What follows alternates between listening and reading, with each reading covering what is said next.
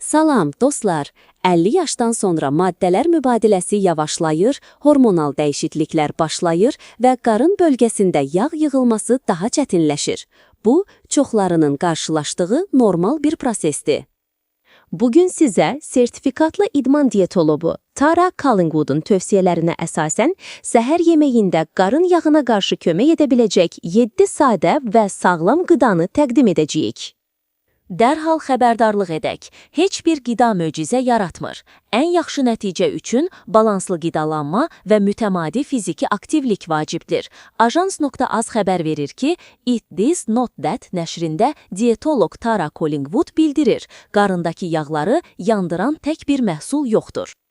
Ancaq səhər yeməyində protein, lif və faydalı yağların düzgün birləşməsi maddələr mübadiləsini dəstəkləyə, qan şəkərini sabit saxlaya və uzun müddət toxluq hissi yarada bilər.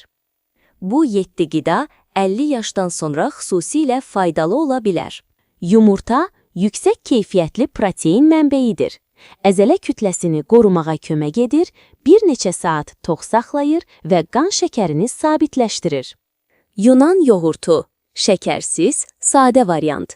Zəngin protein və probiotik mənbəyidir. Sağlam bağırsaq mikrobioması qarın bölgəsində yağ yığılmasının tənzimlənməsinə kömək edə bilər. Üstünə təzə gilə meyvə əlavə edin. Yulaf, həll olunan liflə zəngindir. Həzmi yavaşladır, qan şəkərini tənzimləyir və ürək sağlamlığını dəstəkləyir. Gilə meyvələr, çiyələk, moruq, qarağat. Antioksidant və lif mənbəyidir. Təbii şirinlik verir və iştahanı nəzarətdə saxlayır. Qoz fındıq və təbii qoz yağı, faydalı yağlar, protein və lif bir yerdədir. Gün ərzində həddindən artıq yeməyin qarşısını almağa kömək edir. Bir ovuc kifayətdir. Avokado, təkli doymamış sağlam yağlarla zəngindir. Ürək üçün faydalıdır və bəzi araşdırmalarda qarın yağının azalması ilə əlaqələndirilir.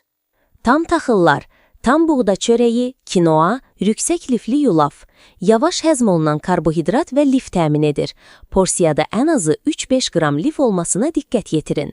Bu qidaları səhər yeməyində bir-biri ilə birləşdirərək istifadə edə bilərsiniz. Məsələn, yuman yoğurtu plus gilə meyvə plus badam və ya yumurta plus avokado plus tam taxıllı tost.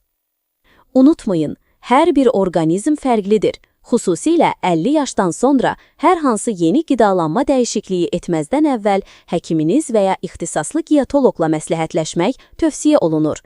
Videonu bəyəndinizsə, bəyənməyi və abunə olmağı unutmayın. Sağlam və uzun ömür arzulayıram. Kommentariyada hansı səhər yeməyini daha çox sevirsiniz, yazın.